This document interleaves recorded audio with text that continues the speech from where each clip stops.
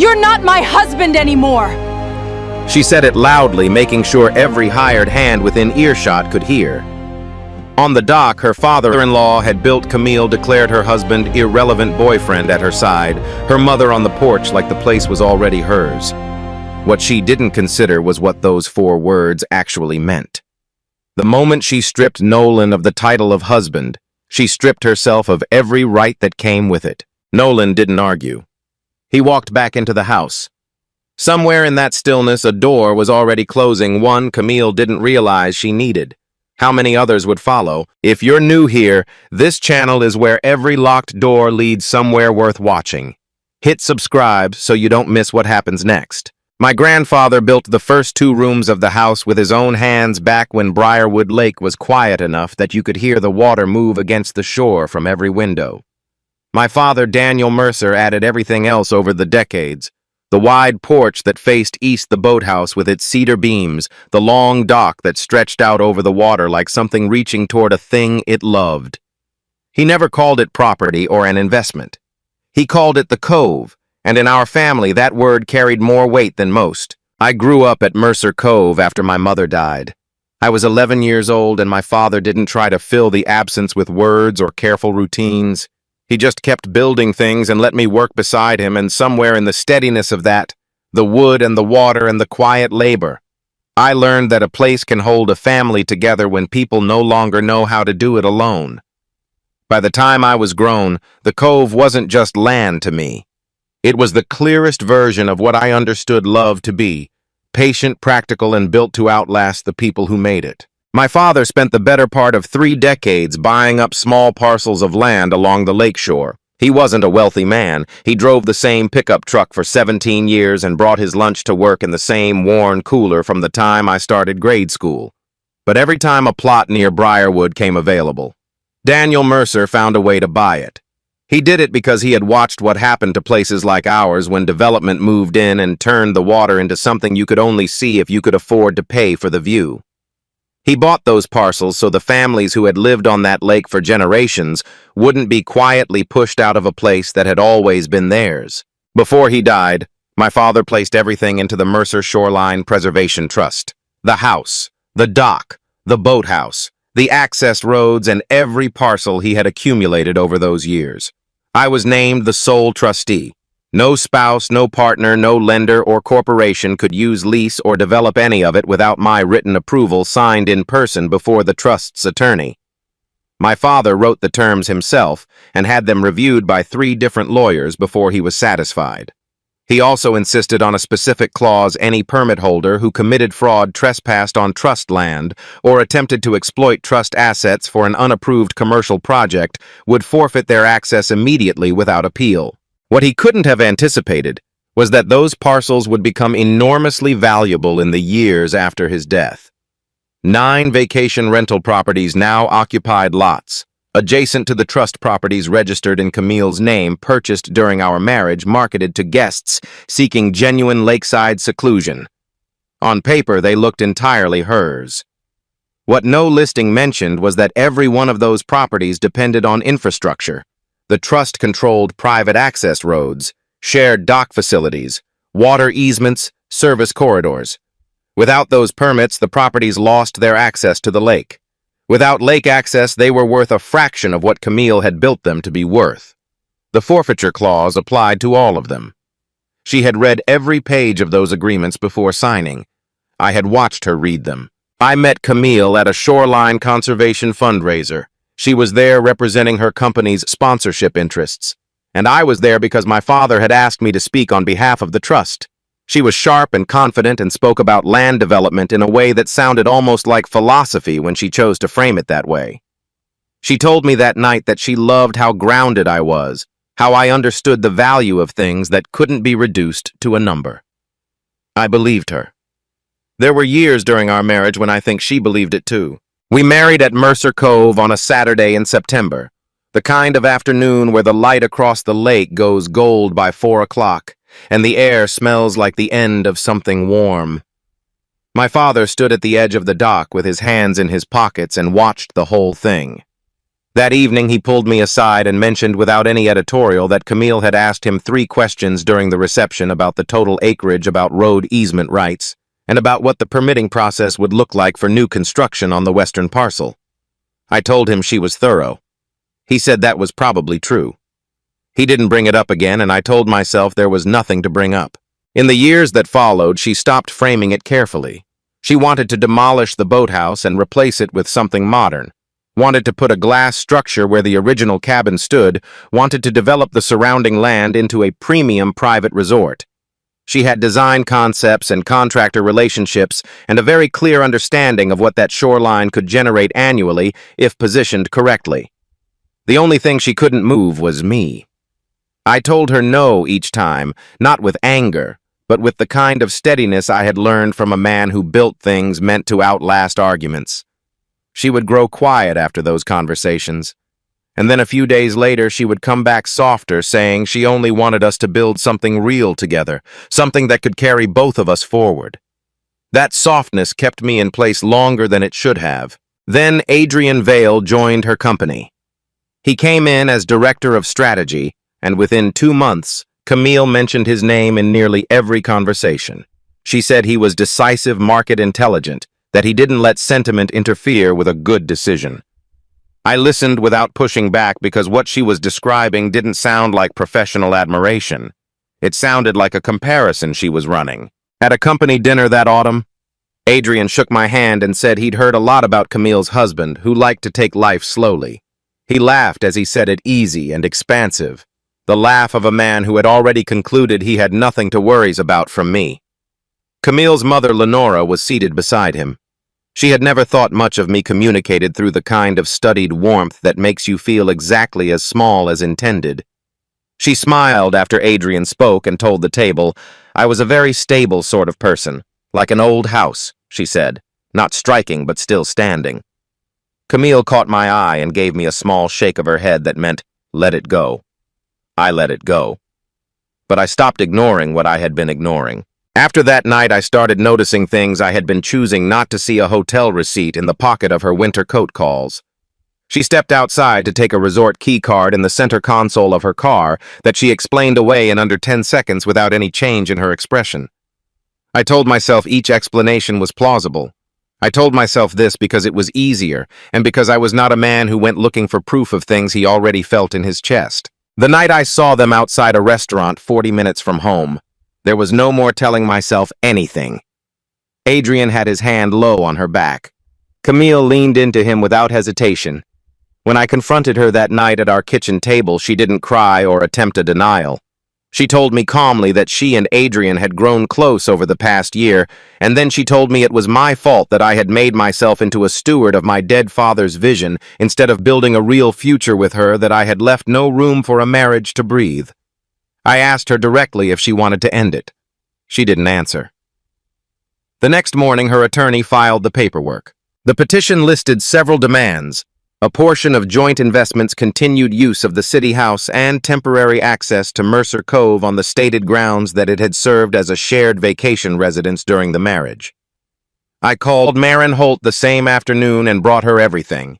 She reviewed it overnight and confirmed what I already understood. Mercer Cove was not a marital asset. It had never been transferred into joint ownership and sat entirely within the Mercer Shoreline Preservation Trust.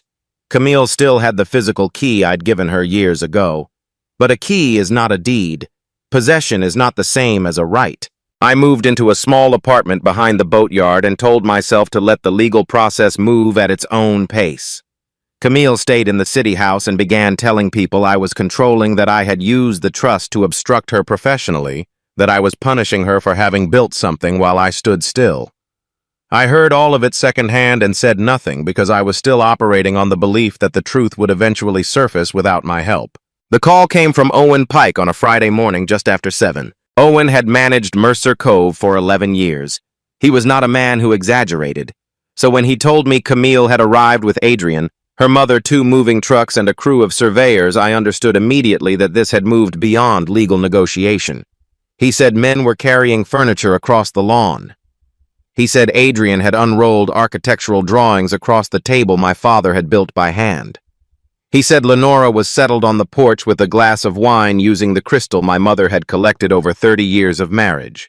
And then he told me Camille had instructed him to remove the sign above the main gate, the one my father had carved himself the summer before he got sick with letters deep enough that no amount of weather had ever touched them. Owen asked if he should call the police right then. I told him to stay where he was and not touch anyone. Then I picked up the brass key my father had left me. Old, worn, smooth along the bow from decades of use, got in my truck and drove toward the lake. The gate was standing open when I pulled in. Someone had propped it with a wooden wedge, casual, like the kind of thing you do when you expect to be making many trips and don't want to be bothered with a latch.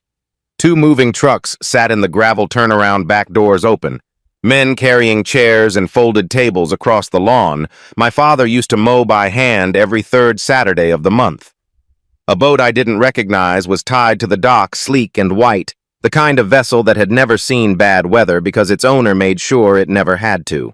Camille and Adrian stood together at the end of the dock, leaning over a set of architectural drawings spread across the wood.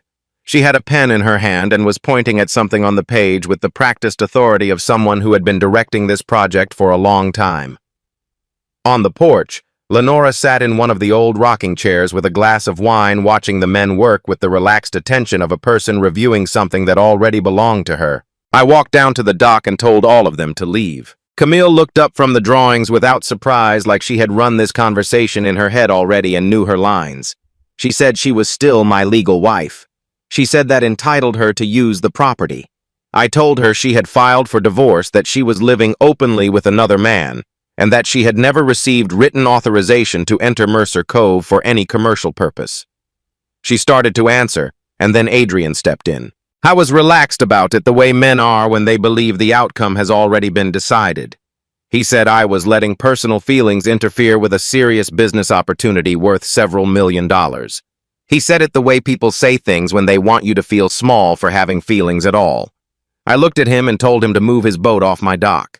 He smiled but didn't move. Camille walked to the front edge of the dock, close enough that the workers on the lawn could hear clearly, and she said it the way she had planned to say it, loud, flat, certain that I was not her husband anymore, and that I had no right to stand there acting like I controlled her. I looked at her for a moment. Then I said that if I was no longer her husband, she was no longer entitled to anything I had extended to her because she was my wife. I walked into the house, turned the deadbolt, and deleted every access code from the security panel. I called Owen and told him to reset the gate code immediately and to notify the dock operator that Adrian's vessel was not authorized to remain. Then I called Wade Brennan, the county sheriff who had known my father for 30 years and who had a copy of the trust documentation on file in his department because my father had made sure of it. Camille knocked on the front door hard enough that I could hear it from the back of the house. She said I was destroying my own reputation. I opened one of the side windows and told her clearly that Mercer Cove was held in private trust, that she had no right of residency, and that organizing any commercial event on this property without written trust authorization was a legal violation, not a marital disagreement. She said the house was part of a marriage. I used her own words back at her. She had just told a yard full of witnesses that I was no longer her husband. She could not dissolve the marriage when it suited her freedom and then restore it when it suited her access to assets. Sheriff Wade arrived within 20 minutes with a copy of the trust instruments. He was professional and direct. He told Camille, Adrian, and Lenora that they were on private trust property without authorization and that they needed to remove their belongings and their vessel and leave.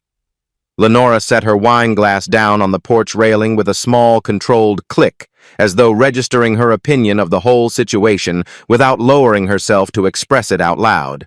Before Camille got in her car, she turned and told me I had just locked the only door that was still open to me.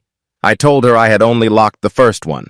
Marin came out to the cove that same evening, and we went through the architectural drawings Adrian had left behind on the dock table. What we found changed the shape of everything I thought I understood about the past several years. The project had a name, Briarwood Crown, and it was not a sketch or a concept. It was a fully developed proposal: private villa clusters, a members-only yacht basin, a waterfront restaurant, and a recreational club designed for the kind of income bracket that treats exclusivity as an amenity in itself. The renderings were detailed. The investor materials were polished. This had been in development for a long time. Mercer Cove sat at the geographic center of the entire project. Without the land, the access roads, the dock permits, and the water easements controlled by the Mercer Shoreline Preservation Trust Briarwood Crown could not function. The western road through the trust's parcels was the only route wide enough to bring in construction equipment. The dock system was the only one on this section of the lake with long-term commercial operating permits. And the water easements connecting the proposed villa lots to the shoreline ran directly through land my father had spent his life buying and protecting. That was when I understood the full picture. Camille had not come to Mercer Cove to spend a summer entertaining investors. She had come to establish a documented history of occupancy, something she could present in court as evidence that the property had functioned as a shared marital asset, and something she could show her investors as proof that site access was already secured. The 9 properties depended entirely on trust infrastructure, and the moment those permits were revoked for cause, the entire portfolio collapsed. If I had done nothing that morning, she would have had the occupancy record she needed to argue her way past both problems. The affair had hurt me, the way betrayal hurts sharply personally in the part of you that trusted someone when you should have been paying closer attention. But what I was looking at now was different in kind. This was not about our marriage. This was a plan to take the thing my father had given his life to, protecting, and convert it into a private amenity for people who would never know his name. The counterattack came quickly. Within 10 days of being removed from the property, Camille gave an interview to a local business publication. She described herself as an entrepreneur whose estranged husband was using antiquated trust instruments to sabotage her professionally out of personal bitterness. She said I was controlling, that I had always resented her success, that the legal structures my father had built were being weaponized against a woman trying to create economic opportunity for the region. Adrian stood beside her in the photographs and talked about jobs and infrastructure and rising property values as though Briarwood Crown were a civic project rather than a private luxury development. The coverage landed the way she intended it to. 2 of the program's largest donors quietly withdrew their support from the youth apprenticeship at the boatyard, citing concerns about my character. The bank that held the workshop's operating loan sent a letter saying they were reviewing the account. People who had known me for years started returning my calls a day later than they used to. Then Camille's attorneys submitted a document to the County Development Board. It bore my signature dated 3 years earlier and purported to authorize her company's use of Trust Road's dock facilities and water easements for a long-term commercial development project. I told Marin the moment I saw it that the signature was not mine, but the document had been notarized. It had a date. And until the authenticity could be formally challenged, the Development Board treated it as a valid instrument. A judge issued a temporary restraining order preventing me from closing any trust access points currently in use by Camille's company pending a formal hearing. The Trust's Oversight Board, facing the appearance of a conflict of interest, suspended my decision-making authority while they conducted their own review. I had become a stranger to my own father's legacy, unable to act, unable to close a single gate, watching survey crews reappear along the lakeshore and temporary fencing go up around sections of the public shoreline that families had fished from for 2 generations. The boatyard lost its primary operating grant. The apprenticeship suspended enrollment. The people I had built something real with over the previous decade were now waiting to see who I actually was. Camille called me one afternoon during that stretch. Her voice was measured and not unkind, the tone she used when she wanted something, and had calculated that warmth was the more efficient approach. She said I still had time to resolve this without further damage. All I needed to do was sign a 30-year use agreement covering Mercer Cove and the Trust's road and dock infrastructure. In exchange, she would withdraw the property claims from the divorce filing, end the press engagement, and guarantee long-term funding for the boatyard through the development's community partnership program. I stood at the end of the dock while she talked, looking at the survey stakes someone had driven into the soft ground along the eastern shore. Bright orange flags on thin metal rods marking the outline of a future that had no place for any of the people who had always lived here. After she finished, I told her no. That night, I walked back into the house and stood in the room my father had used as a study, The one with the drafting table he'd found at an estate sale and refinished over one winter when I was in high school. His handwriting was still on the edges of a few old survey maps tacked to the wall annotations in pencil that he'd never bothered to erase because he saw no reason to. I remembered something he had said to me once during a period when the trust had faced a different kind of legal challenge, and he'd worried for a while that he might lose it. He said not to mistake a locked door for a lost house. He said sometimes locking a door is the only way to protect what love built. I was not going to sign anything. Whatever I had left, I was going to carry into that hearing and let it speak for itself. 2 days before the hearing, Owen called me out to the boathouse. I had been thinking, he said, about the way my father used to disappear down there on cold mornings, not to work on any specific boat, but to be alone with things he didn't want in the main house. Owen had always assumed it was just the habit of a private man. But standing there in the week before everything was going to be decided, he remembered something he hadn't thought about in years. A storage compartment built into the floor of the boathouse beneath a removable section of decking near the far wall in a spot that stayed dry even during the high water seasons. My father had showed it to Owen once and told him it was where he kept the things that mattered most. Owen said he hadn't mentioned it sooner because he had genuinely forgotten it existed until now. I pulled up the decking section myself. Inside, wrapped in oilcloth and sealed in a flat metal box, were the original survey maps my father had commissioned when he first began acquiring the lakeshore parcels, hand-drawn, professionally certified, showing every boundary line with the kind of precision that couldn't be argued with. There was also a land journal Daniel had kept for years, recording each purchase, the terms, the conversations with neighboring landowners, the reasons he'd chosen each plot. And there were the trust instrument filings, duplicated and notarized and organized by date, confirming in exhaustive detail that every road gate, dock facility, water easement, and service corridor on the Briarwood Lakeshore operated under Mercer Trust Authority. At the bottom of the box, I found a letter. It was in Camille's handwriting, addressed to my father, dated about 2 years before he died, which put it roughly 4 years into our marriage, long before she had ever mentioned Briarwood Crown to me by name. She had written to him directly without telling me, proposing that he authorize commercial development of Mercer Cove and the surrounding trust parcels under a private partnership arrangement with her company. She framed it as a gift to his legacy, a way to ensure the land remained productive and relevant, rather than simply preserved. My father had written his response directly on the back of her letter in pencil, the same hand I'd seen on survey maps my whole life. He wrote that the land was not his to commercialize. He wrote that any agreement of that kind required Nolan's written signature executed in person before the trust attorney without exception. He wrote that he hoped she understood why. She had understood perfectly. She just hadn't accepted it. Marin took everything to her office that night and worked through the original maps against the document Camille had submitted to the development board.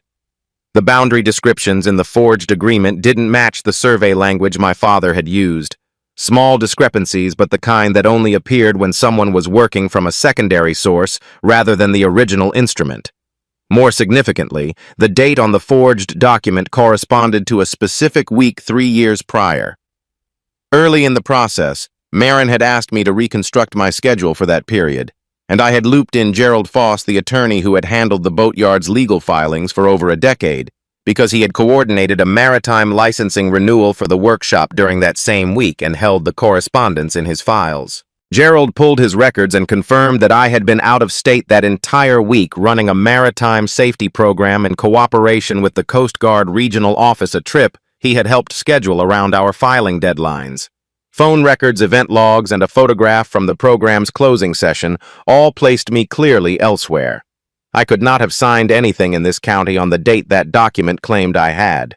The final piece came from a building security guard named Roy Decker, who had worked at the notary firm's office building for 11 years. Roy had no relationship with anyone involved in the case. He had come forward on his own after reading the development board's public filings because he recognized Adrian's name and remembered something that had bothered him at the time. The building's exterior cameras had captured Adrian entering the notary office through a side entrance after business hours, carrying a document folder on the evening before the date printed on the forged agreement. Roy had the original footage and had kept it because the after-hours entry had required him to log it in the building's security record. Adrian had been caught on camera not by anyone connected to me, not through any investigation I had initiated, but by an 11-year employee doing his job the way careful people do, recording what he saw because that was what the log was for. The hearing room was full. Camille arrived with Adrian Lenora, a team of attorneys and a group of investors who had flown in from 3 different cities. Briarwood Crown's architectural renderings had been printed at scale and mounted on boards arranged around the perimeter of the room, the kind of visual presentation designed to make a project feel inevitable, like something that had already been decided and only needed formal ratification. Camille spoke first. She was composed and precise, describing years of work and significant capital invested in good faith and characterizing my opposition as a grieving son who could not separate his father's memory from a legitimate economic conversation. When it was my turn, I didn't start with the forged document. I talked about the families that had fished the eastern bank of Briarwood Lake since before either Camille or I had been born. I talked about what happens to property taxes when a premium resort moves in and reframes the entire value proposition of a shoreline. I talked about the public dock at the north end of the lake, the one that had needed repair for 3 years, and that the trust had been planning to restore as soon as the legal freeze was lifted. I said I was not opposed to development in the abstract. I was opposed to a company using fraudulent documents and a marriage I had tried to honor in good faith to strip a community of something that had never belonged to any one person. Marin presented everything methodically: the original survey maps, the trust instruments, Gerald Foss's scheduling records, the phone and movement data, and Roy Decker's security footage. When the footage came up, I watched Adrian's attorney lean over and speak quietly in his ear. Adrian's expression shifted in the way expressions do when a person suddenly understands that the problem is larger than the one they came prepared to manage. What the camera had recorded wasn't just embarrassing. It was evidence of an act that exposed him to criminal liability entirely independent of anything Camille might decide to do or say going forward. His choice in that moment was not about loyalty. It was arithmetic. He told the hearing board that he had acted on Camille's explicit instructions, that she had provided him with the document and directed him to have it processed. He said it flatly, without embellishment, the way people tell the truth when the alternative has become too costly. The unified front. Camille had built collapsed in front of the investors she had brought to witness her victory. The judge voided the submitted use agreement, found it to be a fraudulent instrument, and referred the matter to the county prosecutor's office for investigation. The Trust Oversight Board's suspension of my authority was lifted immediately. And because Camille's company had committed fraud in connection with the trust parcels and had physically trespassed on trust property in furtherance of an unapproved commercial project, every access permit currently held by her 9 rental properties was subject to immediate forfeiture under the terms my father had written into the trust more than a decade ago. I turned to Owen, who had driven up that morning and sat quietly in the back row through the entire proceeding, and told him to go ahead and lock all of it. By that evening, every gate code had been changed. The dock facilities were posted as closed to non-trust vessels. The private roads, the service corridors, the utility easements, all of it sealed. I had not taken a single square foot of property that belonged to Camille. I had simply stopped opening doors she had never owned. Briarwood Crown was finished within 3 weeks. The investors withdrew as soon as the access situation became clear. A resort development with no guaranteed route to the waterfront is not a development. It is an expensive patch of land. The bank stopped funding. Camille's parent company opened an internal review, and when the scope of the forged documentation became clear, they ended her employment. Adrian cooperated fully with investigators in exchange for reduced exposure and moved to a firm in another state without any apparent difficulty, leaving the situation behind him. Lenora stopped giving her opinions to anyone who would listen once journalists started asking why she had been present on private trust property the day her daughter directed an unauthorized occupancy. The 9 properties sold over the following months at valuations that reflected their actual condition: vacation rentals with no lake access, situated on land that bordered a conservation trust with no interest in further commercial permits. The trust acquired several of the adjacent parcels at market value and used them to restore public shoreline access. The remaining lots sold to local families under deed restrictions that prohibited large-scale commercial development. The boatyard's funding was restored. The apprenticeship reopened in the fall with more enrolled students than any previous year. In the divorce settlement, Camille received what the law entitled her to her personal assets, her legitimate financial interests, her own earnings. She did not receive Mercer Cove. She did not receive access to the lake. She received nothing from the trust because the trust had never been hers to receive anything from. Late in October, her car pulled up outside the main gate on a gray afternoon. I saw it from the porch and walked down the drive. I stopped at the gate but didn't open it. She said I had destroyed everything she had built. I told her I had only stopped opening doors for her. She asked me after a long moment whether I had ever actually loved her. I told her the truth that I had, and for a long time. But that every year she had asked me to prove it by giving up another piece of the house, the land, the work, and the name my father had spent his life trying to honor. By the end, the only thing left she could have asked me to surrender was myself, and I had decided to keep that. She looked past me toward the house for a while. Then she said something I hadn't expected. She said she had always resented the cove because it was the one part of my life she couldn't get inside of, the one thing she couldn't reconfigure or redirect or make useful. She said it quietly without performance, like something she was finally saying out loud after a long time of knowing it.